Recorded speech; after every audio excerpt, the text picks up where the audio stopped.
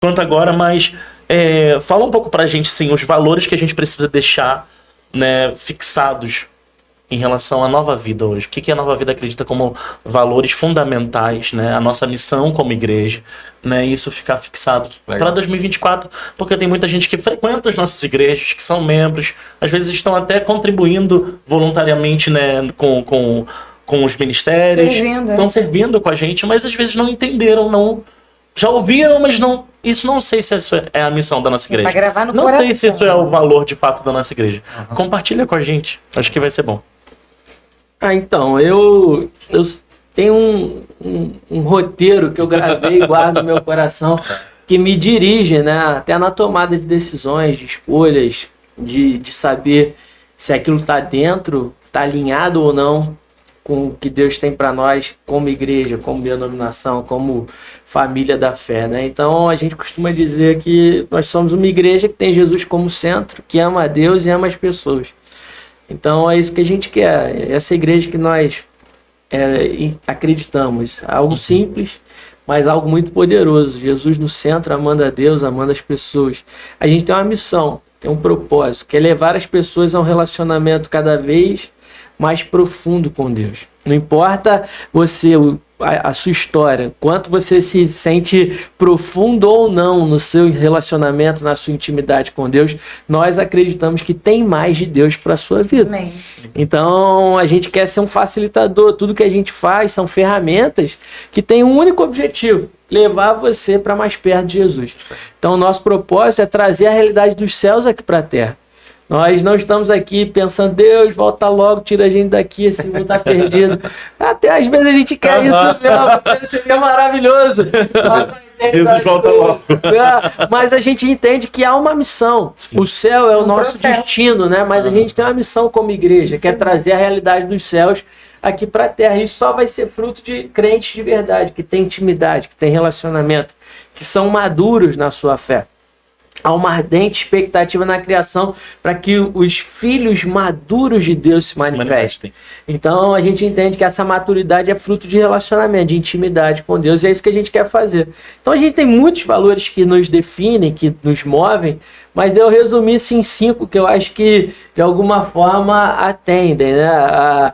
Expressa essa realidade. Então o primeiro é o amor. O amor é o fundamento de tudo, essa é a essência de quem Deus é. Nós queremos ser uma igreja reconhecida pelo amor. E não amar só quem pensa igual a gente, não amar apenas quem tem a mesma visão de mundo, de igreja que a gente, porque isso aí todo mundo faz. Né? Isso é fácil. Até amar quem a nossa tribo, a nossa turma, isso não é desafiador. Jesus falou que o desafio é amar o nosso inimigo.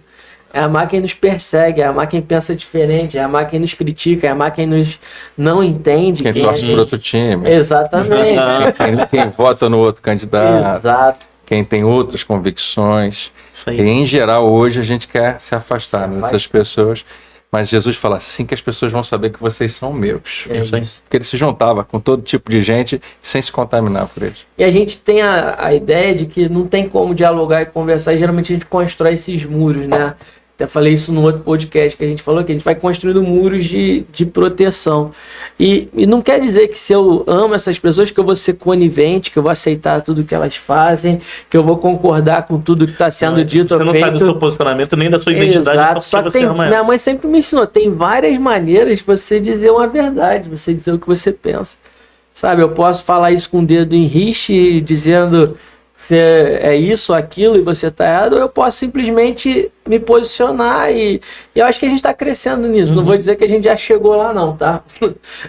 Acho que o grande desafio é esse, né? Viver essa realidade, mas a gente sabe que é para lá que a gente quer. Então o amor é esse fundamento. O segundo é o serviço, uma igreja que serve. Uma igreja que serve com excelência, uma igreja que serve porque entende que esse é o chamado de Deus, esse é o exemplo de Jesus. Estava lá antes, né, da última ceia, ele pega lá a toalhinha e ele começa a lavar os pés dos discípulos, dizendo, olha, é isso que vocês têm que fazer.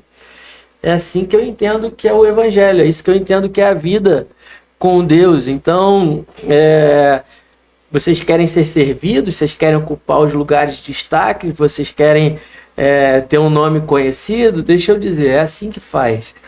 Esquece tudo isso, pega a toalhinha e vai servir um ao outro. Então, isso é um fundamento da nossa igreja. Nós, como liderança, nós queremos servir os nossos pastores, nós queremos servir os nossos líderes, nós queremos servir a membresia da igreja, e como igreja nós queremos servir ao mundo, de verdade. Né? Nós queremos ser resposta ao clamor das pessoas que estão à nossa volta. A igreja existe para isso. Para isso. Servir ao mundo. Perfeito.